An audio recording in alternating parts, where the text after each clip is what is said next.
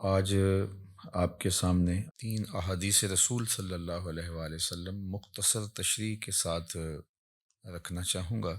اور مجھے امید ہے کہ ان احادیث میں جو روشنی، نور، برکت اور اجالے ہیں وہ ہماری زندگی میں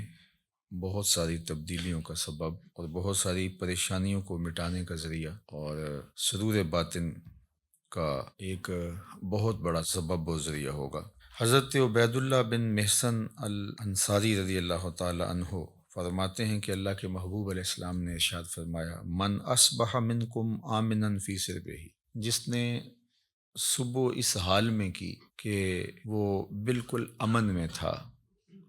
اس کے ماحول میں، اس کے قبیلے میں، اس کے گھر کے اندر چین اور قرار تھا،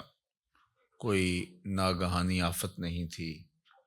کوئی ایسی چیز نہیں تھی کہ جو اٹھتے ہی اس کو بے چینی، پریشانی اور دکھ اور تکلیف دیتی، بد امنی نہیں تھی۔ وہ آرام کے ساتھ اٹھا، سکون اور طمانیت کے ساتھ اس نے صبح کا آغاز کیا، معافن فی جسدہ ہی، اور اس کے جسم کو کوئی بیماری نہیں تھی، اللہ نے اس کو عافیت سے رکھا، وہ صحت کے ساتھ اور امن کے ساتھ بیدار ہوتا ہے۔ اندہ قوت یوم ہی، اور اس دن کی ضرورت کا کھانا اس کے گھر میں موجود تھا۔ یہ تیسری چیز اللہ کے محبوب علیہ السلام نے ارشاد فرمائی، فَكَأَنَّمَا حِيزَتْ لَهُ الدُّنْيَا بِحَذَافِيرِهَا، تو فرمایا کہ دنیا تمام تر پہلوؤں کے ساتھ، اپنی تمام تر خوبیوں کے ساتھ اس کے ہاں جمع ہے، یعنی اس کو پھر کوئی کمی نہیں ہے اگر اس کو یہ 3 چیزیں میسر آ گئیں۔ سب سے پہلی چیز کہ صبح اٹھا تو اس کے گھر میں امن تھا۔ انسان کی بنیادی ضرورتوں میں سے ایک ضرورت امن ہے۔ بد امنی، بے چینی اور معاشرے کے اندر پھیلا ہوا انتشار، یہ بہت اذیت ناک ہوتا ہے، اور اگر انسان کو اپنی جان کا بھی خطرہ ہو تو اب مجھے آپ بتائیے کہ باقی چیزیں تمام کی تمام میسر بھی ہوں تو ان سے تلذذ تو حاصل ہی نہیں کیا جا سکتا۔ تو انسان کی بنیادی ضرورت امن ہے، اور پھر اگر صحت نہیں ہے تو ڈھیر ہوں دولت کے تو وہ کس کام کے۔ اور تیسری بات کہ انسان کے پاس صحت بھی ہے اور امن و امان میں بھی ہے، لیکن کھانے کو ایک دن کی روزی بھی نہیں ہے، تو ظاہر ہے پیٹ تو تقاضا کرتا ہے۔ بھوک جب ستاتی ہے تو انسان اس کے لیے بے چین ہو جاتا ہے۔ اب کوئی شخص صبح جب بیدار ہوا تو تینوں چیزیں اسے میسر تھیں۔ ایک تو امن و امان کی صورتحال تھی، دوسری چیز ارشاد فرمائی کہ وہ اپنے جسم میں کوئی بیماری نہیں پاتا تھا، خیریت کے ساتھ اٹھا، عافیت کے ساتھ بیدار ہوا، اور تیسری بات ارشاد فرمائی کہ اس کے پاس ایک دن کا کھانا موجود تھا۔ تو فرمایا کہ اس کو دنیا کی کوئی کمی نہیں ہے، وہ شکوہ نہ کرے کہ میرے پاس کچھ ہے نہیں۔ یہ تینوں چیزیں مل گئیں تو اللہ نے اس کی جھولیاں بھر دی ہیں۔ آج کا انتظام اس نے تمہارے لیے کر دیا ہے نا، تو کل کا بھی ہو جائے گا۔ آج اگر صحت ہے تو اللہ کل بھی عطا کر دے گا۔ آج اللہ جل شانہ نے امن اس کے لیے میسر فرمایا ہے تو کل کا دن بھی اس سے توقع رکھنی چاہیے کہ ایسے ہی گزرے۔ تو یہ 3 چیزیں اگر میسر ہیں اور پھر بھی انسان شکوے کی زبان کھولے تو وہ اس کو ناشکرہ کہا جائے گا، اور اگر کوئی ان چیزوں کے میسر آنے پر اللہ کا شکر گزار ہو اور اس کا سر اللہ کے حضور شکرانے میں جھک جائے تو اللہ اس کو اور زیادہ رحمتوں سے نوازنے والا ہے۔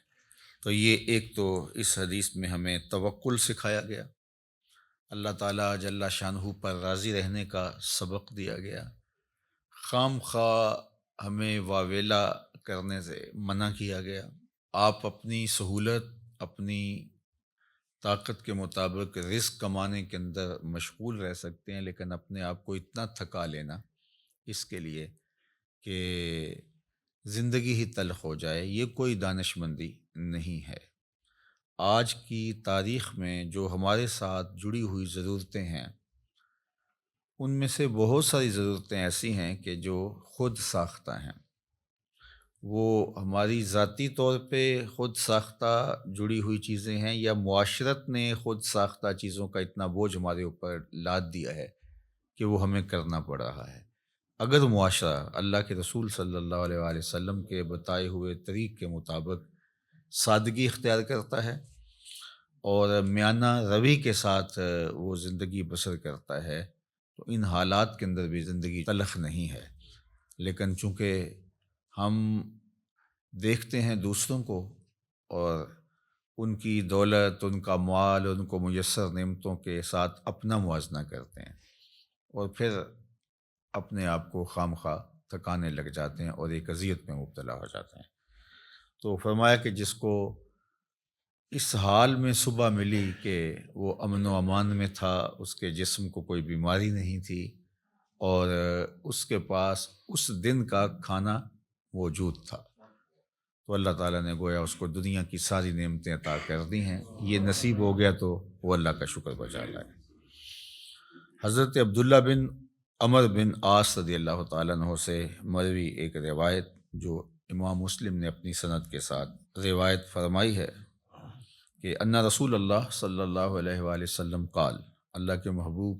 علیہ الصلاۃ والسلام نے ارشاد فرمایا، قد افلح من اسلم، فلاح اس نے پائی جس کو اسلام کا نور نصیب ہو گیا۔ سب سے بڑی دولت جو ہمیں اس دنیا کے اوپر عطا کی گئی ہے وہ ایمان کی دولت ہے،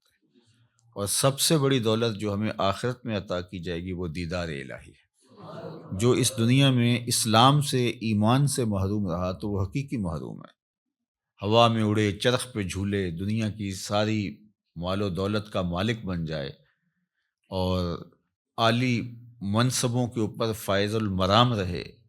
دنیا اس کو سیلوٹ کرے، عزت وقار کی مسند پہ بیٹھا ہو، دنیاوی اعتبار سے وہ ہواؤں میں اڑتا پھرے، لیکن اگر اس کا سینہ ایمان کے نور سے خالی ہے، کوڑی مول نہیں اس کا، تو سب سے بڑی دولت اس دنیا کے اوپر جو حضرت انسان کو دی گئی ہے وہ اسلام ہے، ایمان کی دولت ہے۔ تو اللہ کے محبوب نے فرمایا قد افلح من اسلم، فلاح اس نے پائی جس کو اسلام مل گیا۔ اللہ اکبر۔ یہاں لفظ جو استعمال کیا گیا ہے وہ افلح ہے، یعنی وہ کامیاب ہوا۔ فلاح کا لفظ جو ہے یہ بہت جامع لفظ ہے، اور ہم سب لوگ اس لفظ سے اچھی طرح آگاہ ہیں، شناسا ہیں۔ ہر روز ہمیں ہر نماز کے لیے پکاری گئی اذان میں 2 مرتبہ دعوت فلاح دی جاتی ہے، حی علی الصلاح، حی علی الفلاح۔ تو ہمیں کامیابی کی طرف بلایا جاتا ہے، اور فلاح دنیا اور آخرت دونوں جہانوں کی کامیابی کے لیے بولا جاتا ہے۔ تو دنیا میں بھی وہ سرخرو اور کامیاب ہو گیا، اور آخرت میں بھی سرخرو اور کامیاب ہو گیا۔ کون؟ جس کو اسلام کا نور دیا گیا۔ اور اس کے مقابلے میں کافر نقصان میں ہے، اس نے فلاح نہیں پائی، چاہے اس نے دولت کے جتنے مرضی ڈھیر جمع کر لیے،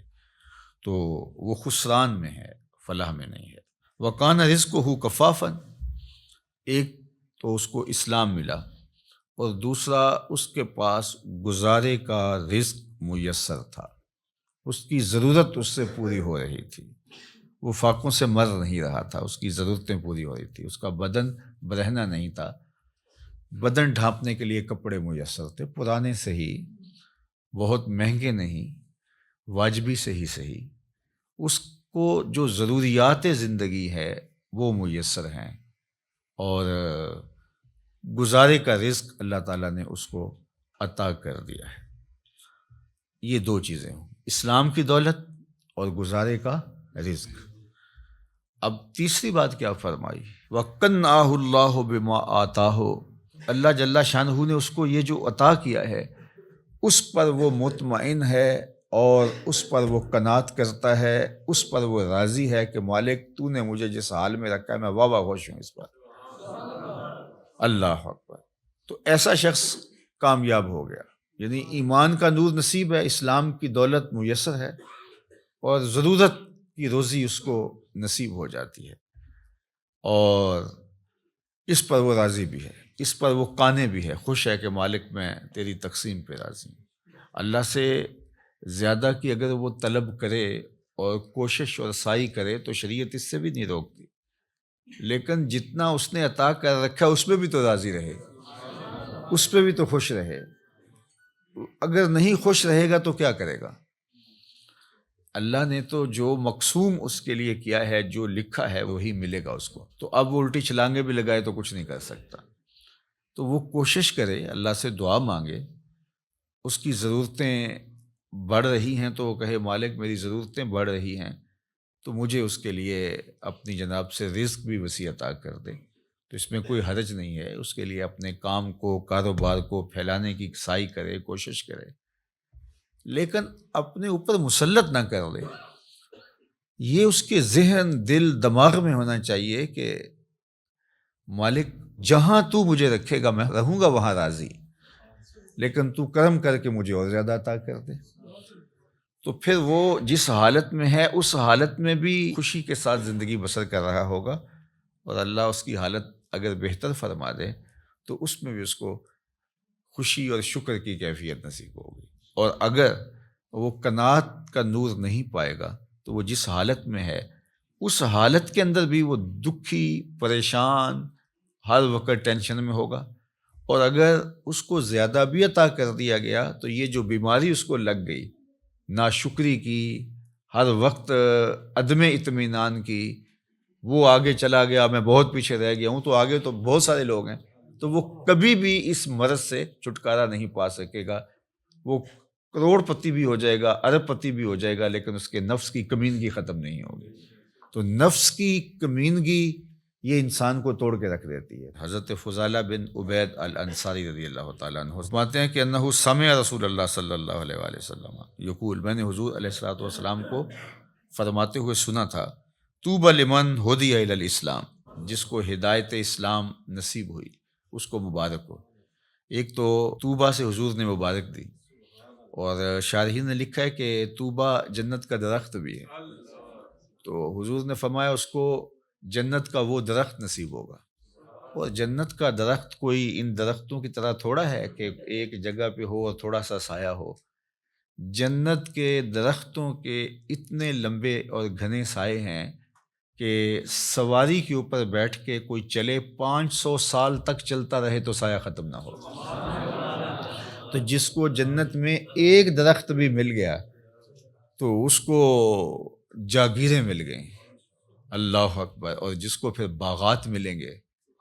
تو وہ اس کی پھر کیا نعمتیں ہیں۔ تو حضور نے فرمایا طوبہ، یعنی ایک تو اس کو جنت کا درخت طوبہ نصیب ہو، یا پھر اس کو مبارک ہو، لمن ہدی الی الاسلام، جس کو ہدایت اسلام دی گئی، وکانا عیشہ کفافن، اور اس کی زندگی کفایت کی تھی، جو ضرورت تھی اس کی وہ ہی پوری ہو رہی تھی،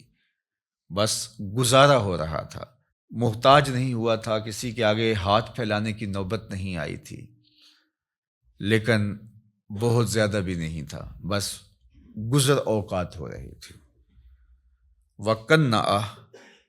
اور اس پہ وہ مطمئن بھی تھا۔ یہ مطمئن ہونا اوقع ہے،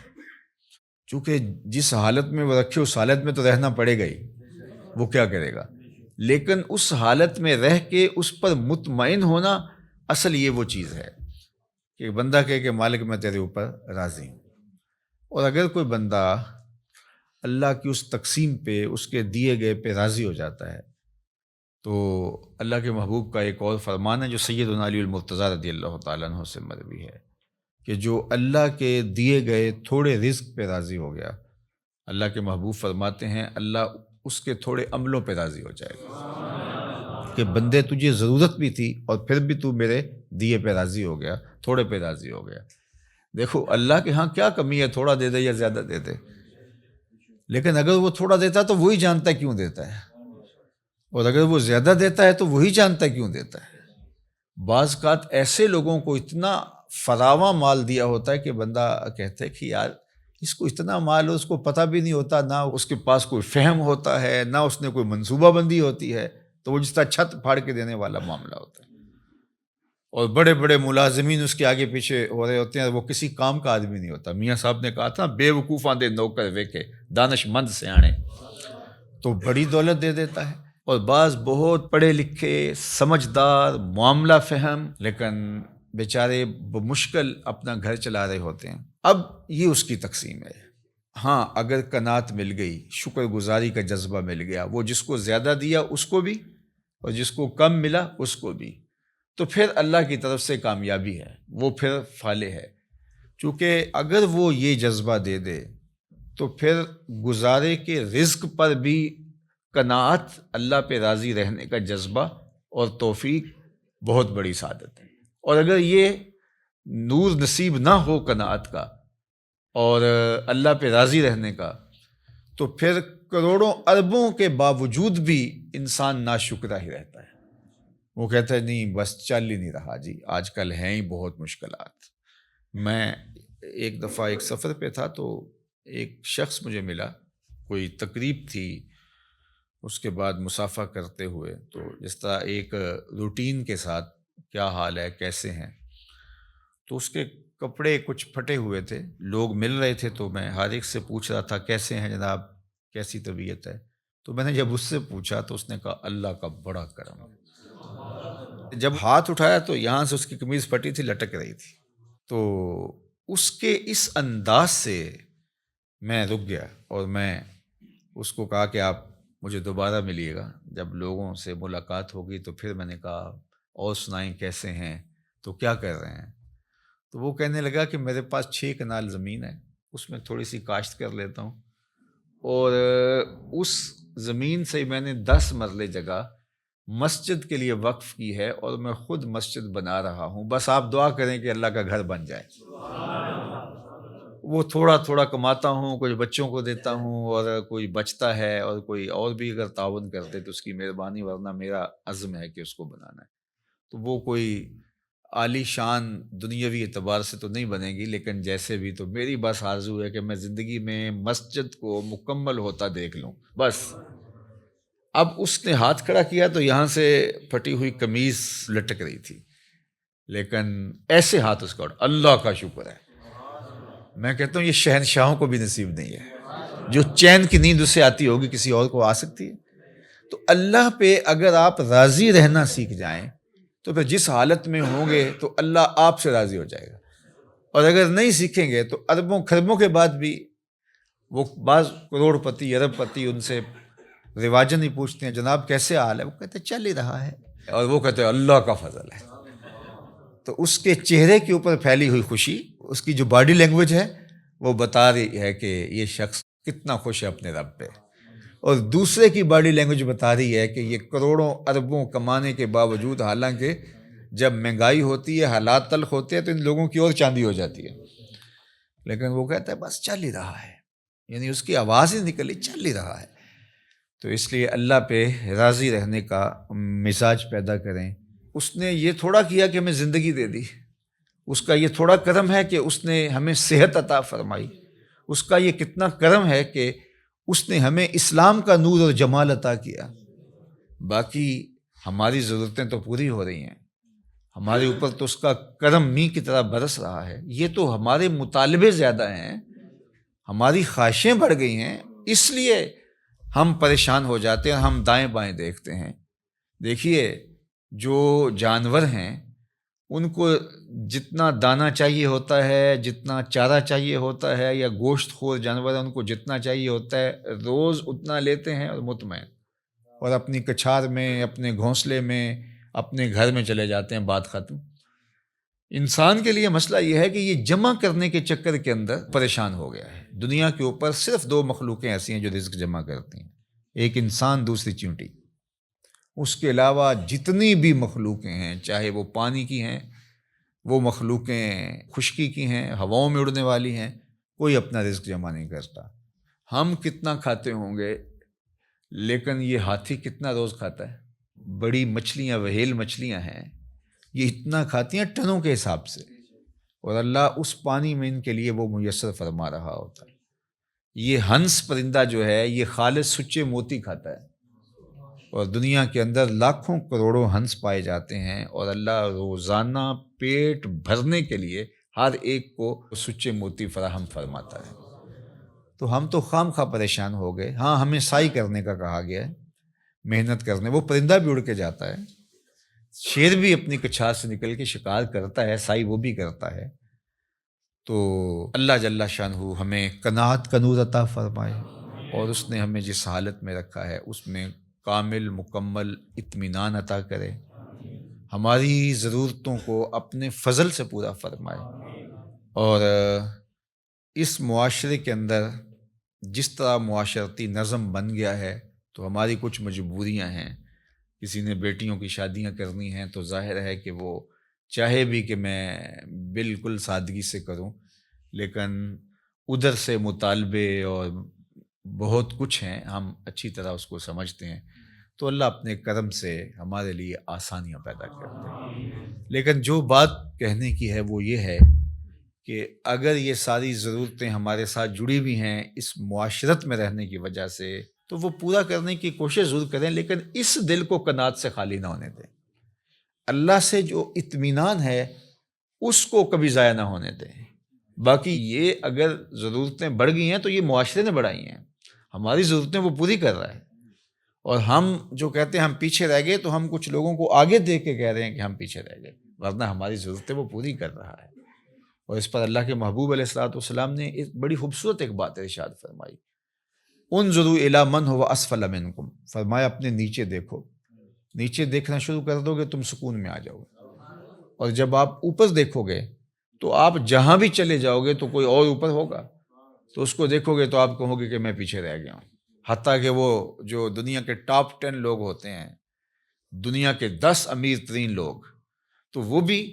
جو آگے والا ہوتا ہے اس کو دیکھ رہے ہوتے ہیں کہ میں ان میں بھی جو ہے وہ ٹاپ پہ آ جاؤں، اور جو آخری والا ہوتا ہے جو سب سے دنیا کا امیر ترین کہلاتا ہے، تو وہ بھی کوشش میں لگا ہوتا ہے کہ اگلے سال جب یہ فہرست بنے تو میں کہیں پچھلے نمبر پہ نہ آ جاؤں۔ تو یہ دوڑ اس لیے لگی ہوئی ہے، اور پیسے اتنے ہیں کہ شمار بھی نہیں ہے، دولت اتنی ہے کہ پتہ بھی نہیں ہے کہاں کہاں پڑی ہوئی ہے، تو اطمینان دولت میں نہیں ہے۔ اللہ پر راضی ہو جانے میں اللہ تعالیٰ جل شانہ دارین کی سعادتیں عطا کرتا ہے۔ بارگاہ ازدی میں دعا ہے کہ اس ماہ منور کی برکتیں اللہ ہماری زندگیوں میں اتار دے۔